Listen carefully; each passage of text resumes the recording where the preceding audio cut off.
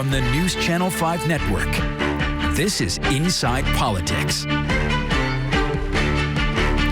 Hello, everyone. I'm News Channel 5's political analyst Pat Nolan. Welcome to Inside Politics. As the calendar turns towards October, politics focuses more and more on the November 8th midterm elections. We're a little over a month away now. What are the latest developments? Will the Republicans retake both the House and the Senate? Or recent poll numbers indicate that Democrats will hold the Senate and narrow their losses in the House? Or is that momentum already changing back towards the GOP? Even in a non-presidential election year, will there be any October surprises? Will President Joe Biden see a continued uptick in his performance polls? And how will former President Donald Trump continue to handle the numerous investigations and now lawsuits into his political life and his business life?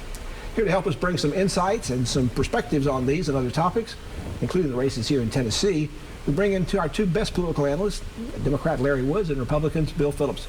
Gentlemen, thank you so much for being on the program. Thank you. Good to be here. First question for both of you. In the last few days, I have read articles in the New York Times and other places that say there are signs that the polls may be shifting back towards the Republicans, as they were back in the spring when it looked like there was a red tide for the GOP developing.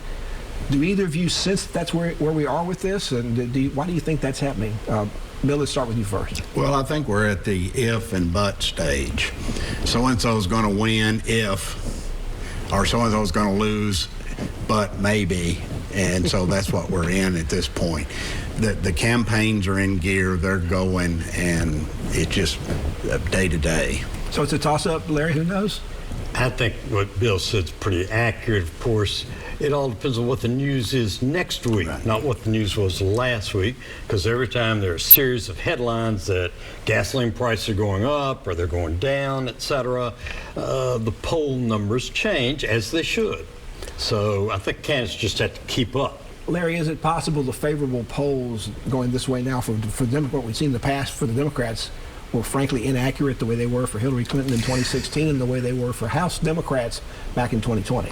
I think polling today is so difficult with the rise in the number of cell phones and people's unwillingness, and I don't blame them, to give out personal information over the telephone to a stranger. I think polling has become far more inaccurate than it used to be. I used to think polling was about 75% accurate. Today, I think it's about 50% accurate. Well, speaking of 50-50, Bill, the Republican leader in the Senate, Mitch McConnell, had previously downgraded the chances for the Republicans to keep the Senate. But now this week, he's got it back up to 50-50. Does he have better polls than other people do? I don't think he has any better polls. I think his first downgrading was to get a little kick in the rear of some people to get going and get busy, that it don't take anything for granted. Now he's saying, oh, look, we're going to win. Let's keep it going, guys. But he's like the rest of us. He's not too sure. Larry, do you think the senator is reacting to the fact that this week we saw more bad inflation news, we saw interest rates continue to go up, we saw lots of other things, the market's down, they're not good news for Democrats? That's generally true, but it assumes that all the voters pay attention every day like the three of us do, and they don't. They've got more important things going on in their life. If that trend continues that you're describing accurately, Pat, if it continues for 3 or 4 weeks, then my Democrats are starting to get in trouble again. Well, Larry, Bill, in that regard, President Biden's performance numbers have been going up in recent weeks. They're still below 50%. They're still underwater, but they're a lot closer to that. They used to be down in the high 30s. Now, there was a poll that came out this week, maybe a couple of polls, that showed that his performance had now gone from 47% approval back down to 41%. Is that another indication that maybe the election is tilting back towards the Republicans? Well, I think presidents' popularity go up and down with today's headline, whatever that might be. What I've noticed recently, and I think it impacts his popularity, is that senior citizens are saying, well, now how am I going to meet my bills and my commitments with my fixed income that I'm receiving? And that's a dangerous sign for a president. Larry, the party in power in the White House always loses seats every time there's a midterm election. Is there really any reason to think that's not going to happen this time for the Democrats? I think that's certainly going to follow the historic trend you described with the House of Representatives. I think the Democrats are going to lose some seats, and it won't take many losses to put the Republicans in power there.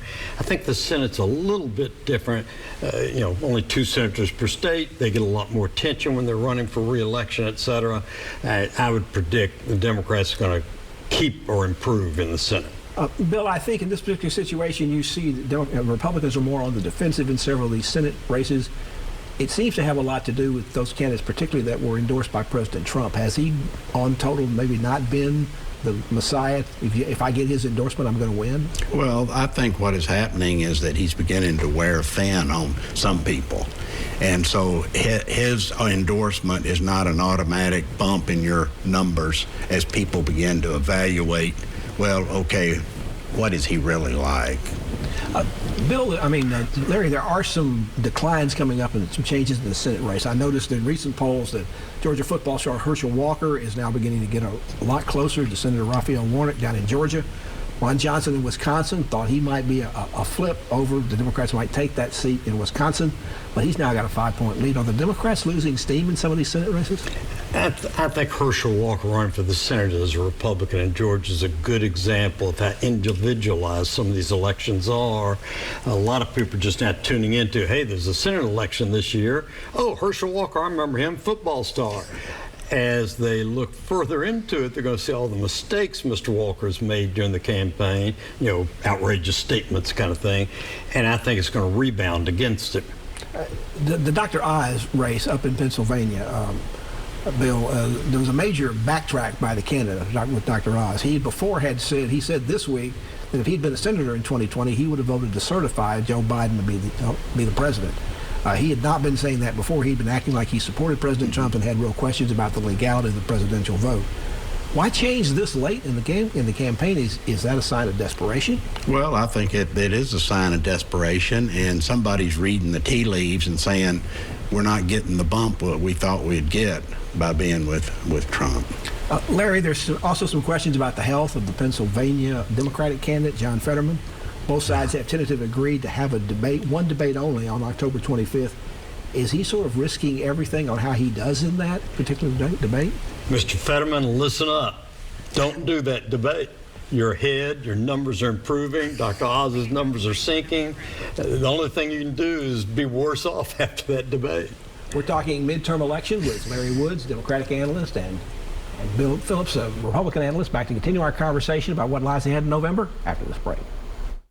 This is a story.